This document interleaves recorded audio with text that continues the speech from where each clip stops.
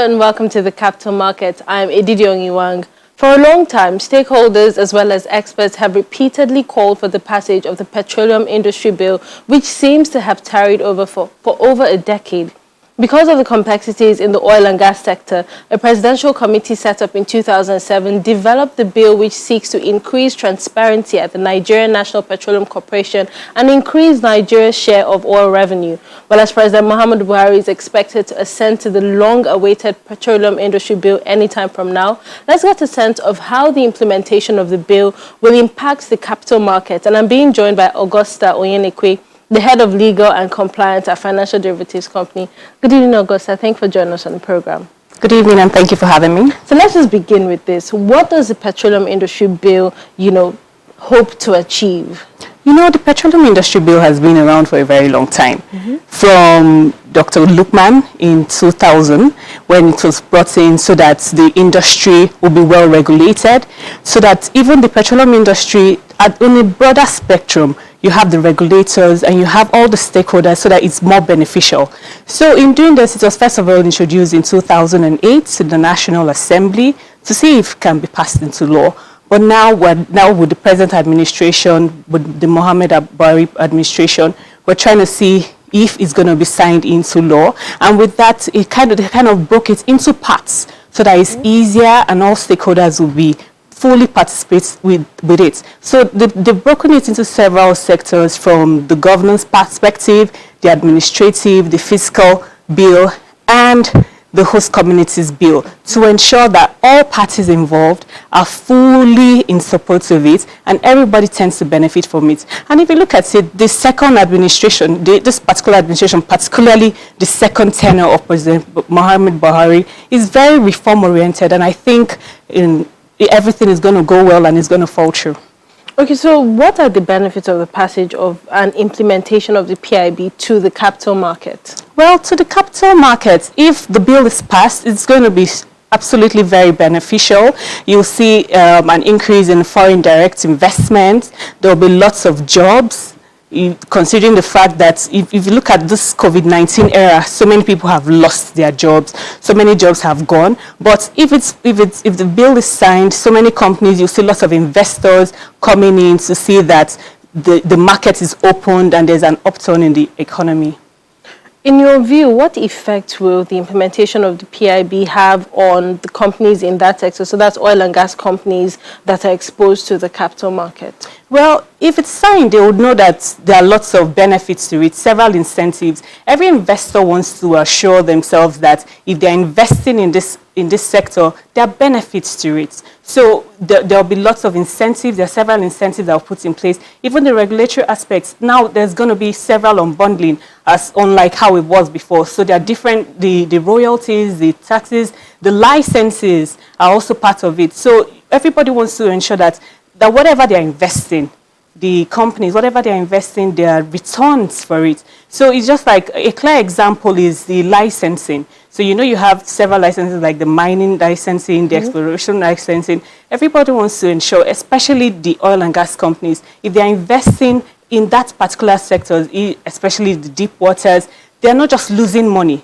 If they've gone to the well and they're not able to get any returns from the well, they don't see any oil. Are there incentives to that? That's what they want to see. They want to see an economy that is competitive. It's not just being attractive, but absolutely competitive. Okay, we'll need to talk about this now. What has the delayed passage of the PIB cost Nigeria? Oh, that's an interesting question. It has cost the economy a whole lot. We have lost a revenue. We have lost, the government is not able to get as much funds as before, considering the fact that even the pandemic has even infected a whole lot on the economy. You have seen a downturn. You have seen that the government has lost revenue. Companies, lots of investors are going to other countries as opposed to investing in Nigeria. You see investors are no longer investing like they used to do. They are now going to countries like Angola and Ghana and Kenya, unlike putting in the money in Nigeria. So we've lost that revenue. We're losing jobs, and which is not what any stakeholder will want at this time. So we want a scenario where investors are coming back and everything is, we're looking at a better outlook for the financial sector. When put side by side, what are the differences between the old PIB and the new PIB? Well, the new PIB has lots of unbundling. Okay. As opposed to a certain regulatory body having all these provisions. The tax regime is different. There's now an introduction of the Nigeria hydrocarbon tax. You have the company's income tax. You have several regulatory frameworks that are now divided into different phases. You have different agencies for asset management, for the regulation, for liabilities, for licensing, as opposed to having just one body to take control of that. If you look at it, both the upstream, the downstream sector, everything is going to be regulated differently under the watchful eyes of the Minister of Petroleum Resources. What is your outlook and your expectation from the PIB? I would say if it's signed, it's going to be a welcome development. Okay. You can see this present administration, particularly this second tenure, several reforms have come into place. Okay. And I feel when it's signed, lots of revenues would pick up. We don't want to talk about how there's a downturn in the economy. The price of dollar has gone down. The price of oil all over the world and even Nigeria, the prices are really different now. But when it's signed, there's going to be lots of revenue in the country. The investments of several people would go up. Everybody's looking at investing. And it's also going to be reclassified. It's going to be diversified into different aspects that were not there initially. So experts in the oil and gas sector have, they say investments are drying up in that space due to the delayed passage and implementation of the PIB. When this is assented to by President Buhari, what sort of investment should we be expecting or should we be looking out for?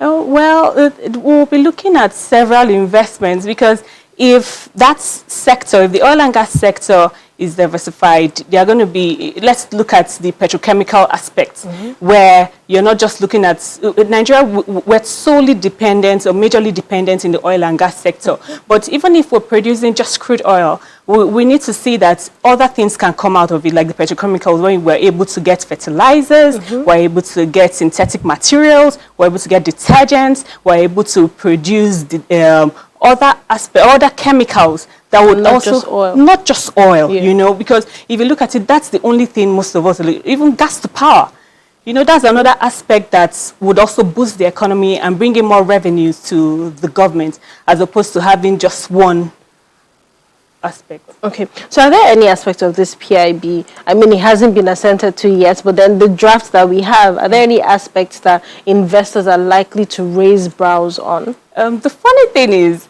let's have the bill. Let's be signed. Okay. When it's important to know that even it's better that there are laws than no laws at all. Okay. Once the laws are passed, people are able to know what sectors don't favor them. As stakeholders are able to know that they can amend certain aspects of the law or amend it to favor them. People, even this bill is also going to favor the host communities as well. There's a section for the host communities so that their own rights are protected. They are able to benefit from it. So I think when it's signed and everybody starts using it, we then know or even draw that conclusion on the parts that are not beneficial or the parts that we need to amend or the parts that we need to say, let's tweak it a little to see how we can benefit all the stakeholders.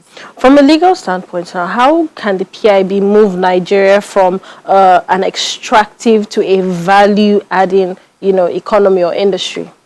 The aspect of the legal framework is to the fact that every investor wants an economy where the judicial framework is as seamless as possible. They need a process where when there's a contract between the host communities and the oil and gas sector, the rules are clear.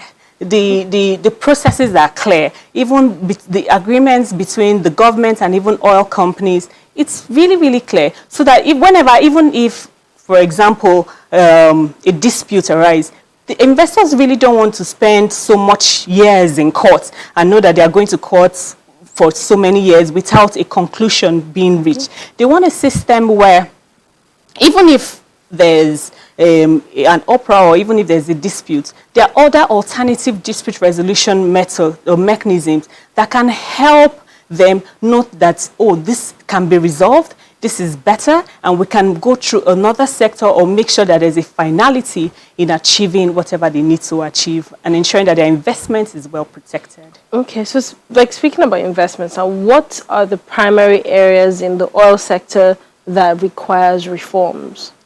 Well, in the oil and gas sector, there are lots of areas that you would say, oh, needs to be reformed. There are several sectors, but when it's signed, we'll be able to know what areas that might require reform, whether in the upstream sector, in the downstream sector, to ensure that all stakeholders are really, really in support of it and it's beneficial to them. When assented to by President Buhari, I mean, this has been a long-awaited bill. Do you think that the PIB will become an all-in-one solution to the challenges, confronting the oil sector in Nigeria? Yeah, at the moment, there are lots of people that are clamoring for different things. Okay. You have the host communities on one end clamoring for a change, and they want better incentives. You have oil companies. The oil and gas companies are clamoring for something different. You have the government insisting that they need more revenues, considering the fact that this is the government, this is our major source of income. So when the bill is signed, an all-in-one provision will be looked into to see that all parties involved are carried along to ensure that the stakeholder provisions are really in place. How exactly can reforms in the oil and gas sector attract entrepreneurial support? Considering the fact that there's going to be several aspects, especially like I mentioned earlier on the petrochemical aspect, if you look at it, it falls down to the entrepreneurs. When it's diversified and there are different angles to it, entrepreneurs can benefit from it. There's going to be a partnership between both the manufacturing sector, those who are going to partner with the oil and gas sectors, which will go down to have a reaching effect or a pinpoint effect to the entrepreneurs. If they're going into production, if they're going into mining, it goes down so that even the man on the street is even able to benefit from things like even cosmetics, things like plastics, as opposed to just the oil and gas sector that we've had for a very long time, or just crude oil. So what should we be expecting from the legal framework? Oh, we're expecting that the rules are going to be better. Okay. There's going to be faster judicial proceedings. We're expecting that alternative dispute resolutions are going to go through with it. We're expecting that even if cases are in courts, they're going on smoothly. And the regulatory framework is there to help each person, to help each stakeholder. Every stakeholder wants to know that their rights are protected. Every stakeholder wants to know that even if there is a transaction or there's a JV, that is well protected by each party. Every party should know that their rights and their frameworks within all the components is well highlighted. Okay, so let's just talk a little about the Karma Bill now. First of all, what do you make of it? The reform is a welcome development. Okay. If you look at it, like I had earlier mentioned, that this present administration, particularly the second tenure, we've had lots of reforms. And the Karma Bill, although so many people have had lots of issues with it, but I think it's really nice because several things have come into play. There are several provisions that have come in from having just only one shareholder, as opposed to having two shareholders. You have only one director, as opposed to having two directors. Several things. Even now we're going electronically. We don't need to go into a hall to have meetings. You can have virtual meetings, as opposed to what we had before. Although there were several issues that some people have raised, some people have said with trustees, people are having issues with trustees, with the government handling trustees. That's an angle that people have had issues with. There are also other issues in respect to Section 704, where there is a particular agency handling insolvency and liquidation. So, but it's a welcome development. It's quite different from what we had before, and it took over 30 years before the bill was signed. I can see your excitement there, but let's just hold your thoughts and then we'll continue this conversation when we return in a moment.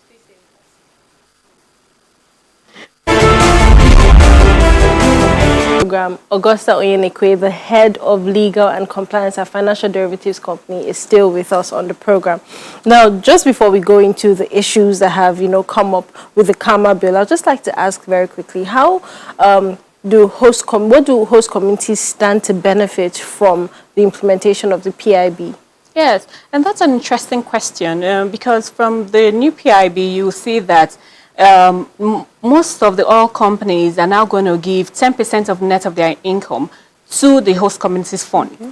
So you have that, and you also have the 3% that also goes to NDDC. So in this, the host communities want to be carried along. They want to see that their interests are well protected and not just having all of that. They want to ensure that the governments can see their cries. It's not just it's not just having the oil and gas companies having oil from the host communities, but that relationship should be well buttressed. That relationship where the agreements between the oil and gas companies and the host communities, and even host communities and the government, and the oil and gas communities and the government, everyone, I think everybody should fight on behalf of the host communities because the host communities should be protected and they should have their benefits in place.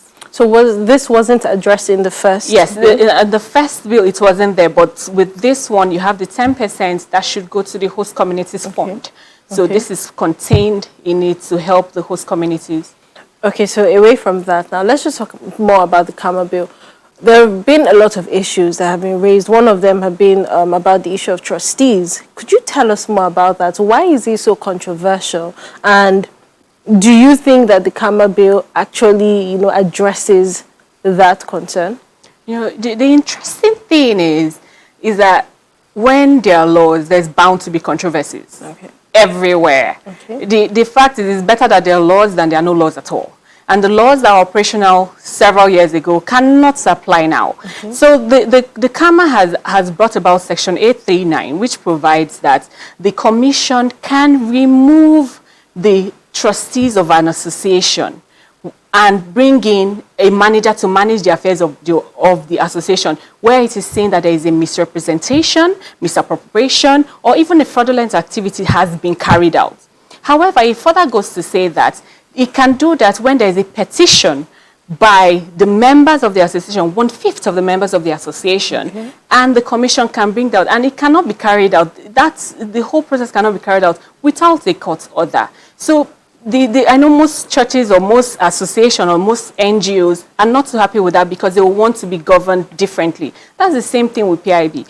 Even if it's signed today, even if the president signs the bill, there are several stakeholders that will bring out their flaws. There are several stakeholders that will want a different approach towards it. That's how most laws are. But it doesn't mean that it cannot be amended. The important thing is that there are laws in place, there are regulatory provisions, and stakeholders generally benefit from it. Okay, so now everybody is going digital. The whole world is going digital. And the KAMA bill also addresses that in the aspect of, going electronic. Could you tell us more about it? I like the fact that the KAMA bill is going digital so that we can compete with international countries, we can compete internationally and make Nigeria the destination capital. With going digital, we are going away with the whole paper system where we have to sign on the paper, we have to appear in a room. We're going away from that. With the KAMA provision, you can now file your documents electronically.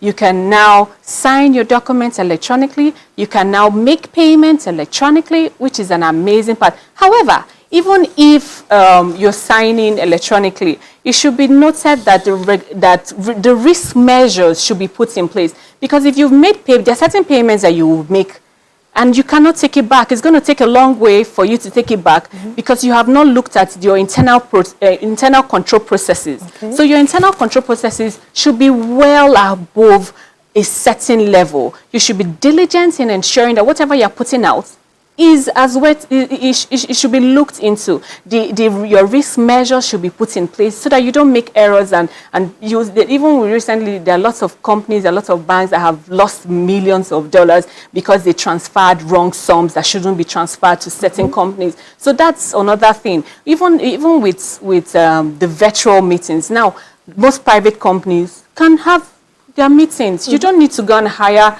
a big hall and you now bring everybody, you bring the directors, you bring secretaries, so everybody can do that now. It's a whole lot cheaper. The essence of most of this reform is the ease of doing business in Nigeria. I think the present administration wants to make it in such a way that businesses are run easily, to make Nigeria very competitive. The financial space, we need to make it more competitive, we need to make it very attractive so that investors can come in, rather than was having to know that the investors are going to countries like Angola and Ghana. We would rather have the money here. We would rather have the investment in Nigeria. We would rather have their assets managed in Nigeria to grow our economy and to ensure that we have a robust system, a robust financial aspects, and the derivatives are brought into play to ensure that our economy goes bigger and larger than we ever.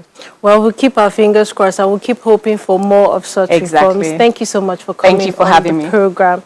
Augusta Oyenikwe is the head of legal and compliance at Financial Derivatives Company. The managing director of the Nigeria Deposit Insurance Corporation, Mr. Umaru Ibrahim, has reassured depositors of the safety of their funds as the nation grapples with the effect of the COVID-19 pandemic on the economy. At a meeting with members of the Senate Committee on Banking, Insurance and Other Financial Institutions, the NDIC boss explains that while Nigerian depositors are currently faced with the challenge of how to meet up with their needs with inadequate resources at their disposal, their deposits must be protected at all times. Let's take a listen. Our concern here is how the pandemic has impacted the Nigerian banking system and what threats and opportunities it presents to both the banking system and our deposit insurance system. Given the tremendous emotional stress accompanied by fear of potential loss of savings and dwindling returns on deposits, high cost of borrowing, job losses, inflation, etc.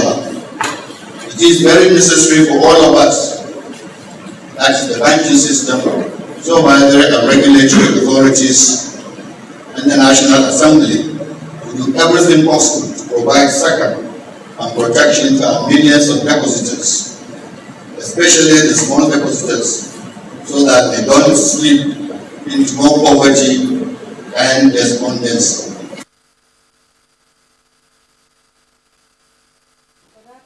Program tonight. Thank you for watching. I'm Edidi Ongiwang. Do remember to stay safe.